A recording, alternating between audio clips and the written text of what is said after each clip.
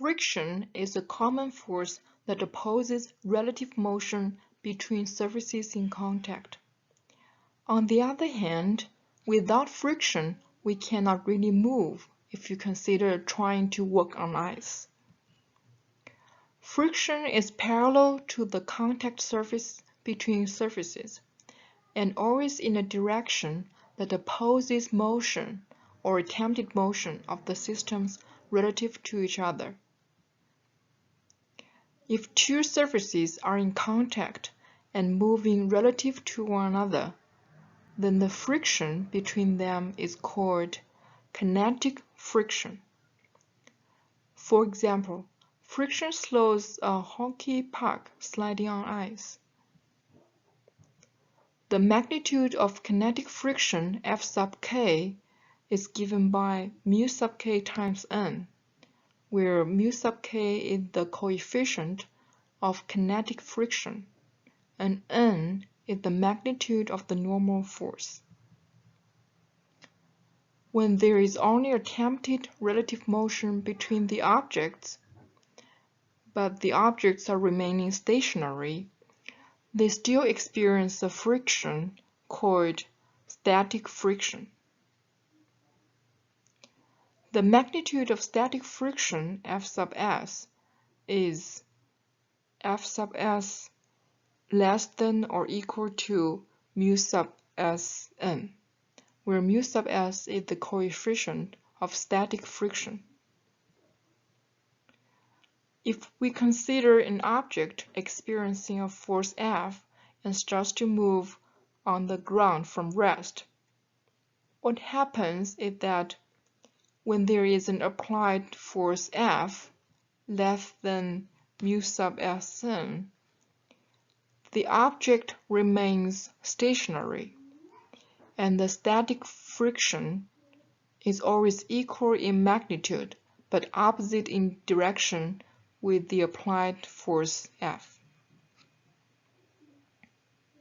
As the applied force F increases, the static friction also increases in magnitude until it reaches its maximum value, mu sub Sn.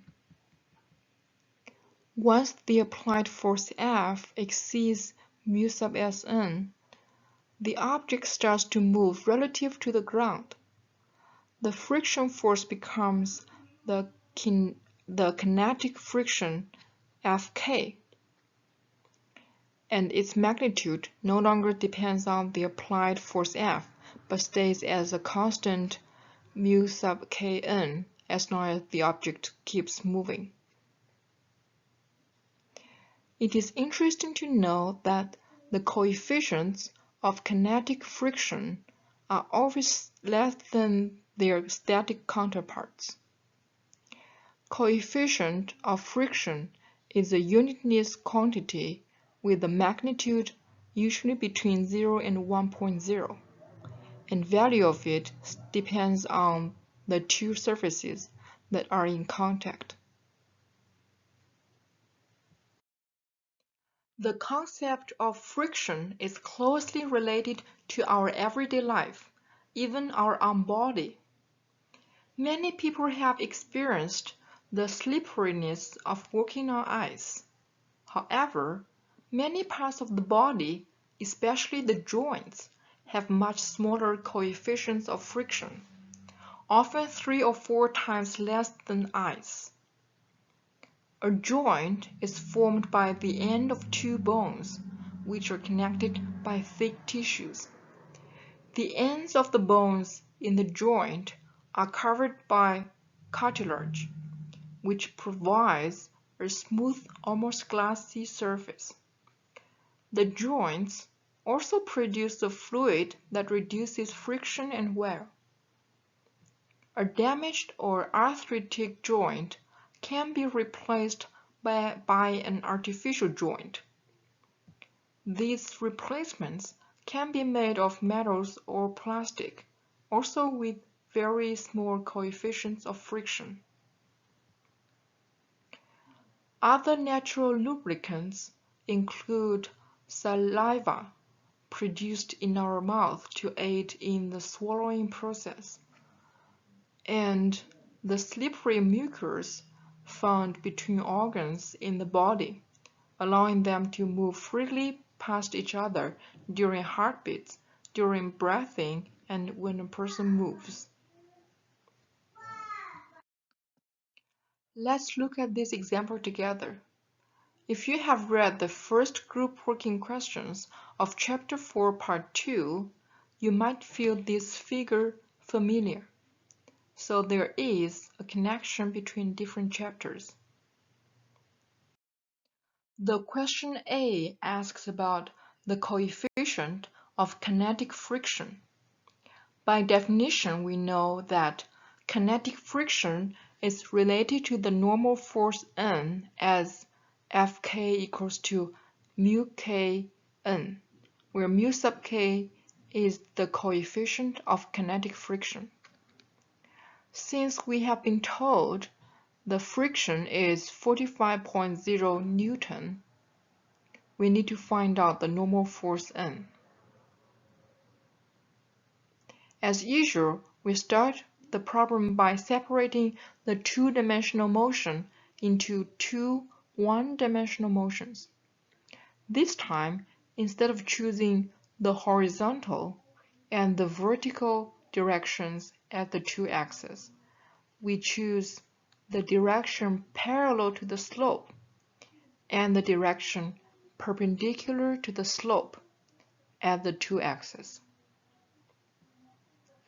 Since the skier only moves along the snowy slope, there is no motion in the direction perpendicular to the slope, and the normal force should equal to the component of the skier's weight perpendicular to the slope, which is mg cosine 25 degrees.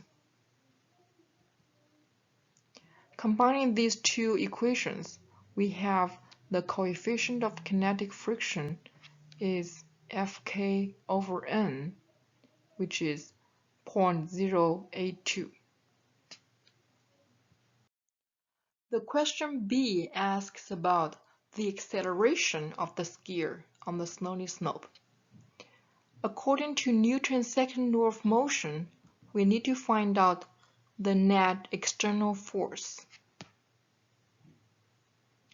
Considering the direction parallel to the slope, the net external force is a combination of the component of skier's weight parallel to the slope and the friction. Combining these two equations, we have the acceleration A equals to g sine 25 degrees minus F sub k over m equals to 3.4 meter per second square. Here is another related question. If the same skier comes to another part of the slowly slope and is now sliding down at a constant velocity, suppose the coefficient of kinetic friction of the skier is still the same.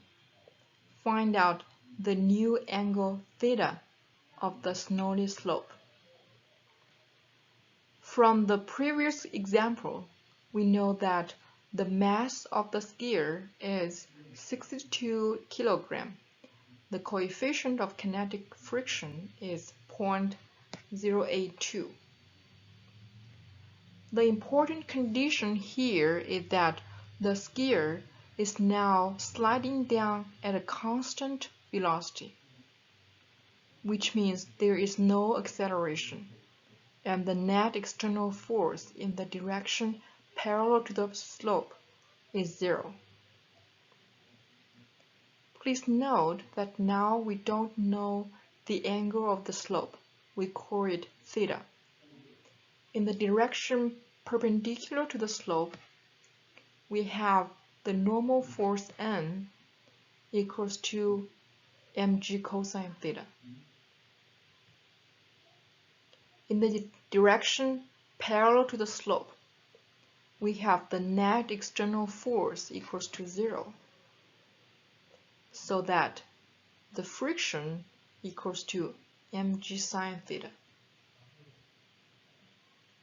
Since by definition we know the friction equals to mu sub k times normal force, we get this very useful equation mu sub k equals to tangent theta. We can use this equation to design an example to measure the coefficient of kinetic friction between two objects. Say if we put a coin on a book and tilt it until the coin slides at a constant velocity down the book. From the tilt angle theta, we can get the coefficient of kinetic friction between the coins and the book. In this example, we have already known the coefficient mu sub k is 0.082, so that theta is 0.082 radian equals to 4.7 degrees.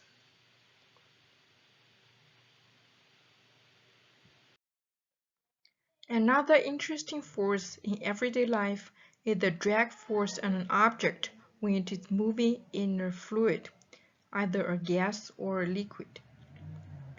You feel the drag force when you move your hand through water. You might also feel it if you move your hand during a strong wind. Like friction, the drag force always opposes the motion of an object. Unlike simple friction, the drag force is proportional to some function of the velocity of the object in that fluid. For most large objects not moving too slowly, the magnitude of the drag force Fd is found to be proportional to the square of the speed of the object. And in this relationship, C is the drag coefficient. A is the area of the object facing the fluid, and rho is the density of the fluid. Although we always say neglecting air resistance when solving the problems, drag force, including air drag, has many real-life applications. When designing racing cars, it is important to reduce the drag force to lower their race times. Bodysuits, which result in smooth skin and more compression forces on a swimmer's body, provide at least 10% less drag in the water. Geese fly in a V formation during their long migratory travels.